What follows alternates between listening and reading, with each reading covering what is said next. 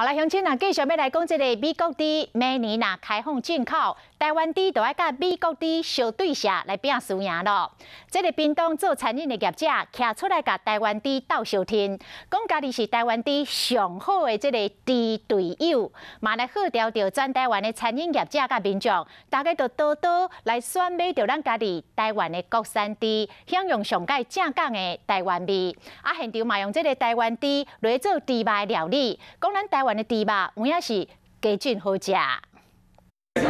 这碗葱仔白猪肉饭，互人看咧一流水软，要怎甲台湾的猪肉变成是好食的料理？过来，这个是高赞塔猪肉意大利面，大人囡仔拢爱食。还有一个用上卤猪肉角、烧盐烘乌猪仔肉、泥肉蒜猪肉汤，正港的台湾猪肉料理，每一项看起来拢最好食的。最佳猪队友，赞！屏东的餐饮业者用美食家上爱食的台湾猪肉料理，听台湾猪讲伊是上好的猪队友。我们已经用台湾的猪肉这么多年了，不会轻易因为成本的考量而来做改变了。嘛透过这好食的料理，让大家更较熟悉国内肉片食材有偌优质，有偌赞。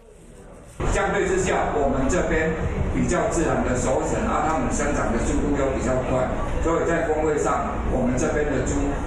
跟美国猪肉比起来是会比较好吃。高雄市教育局嘛邀请农业局、卫生局和食材供应的业者，嚟学校共同宣示，营养午餐一律拢用在地猪肉和牛肉，做伙支持国产的食材。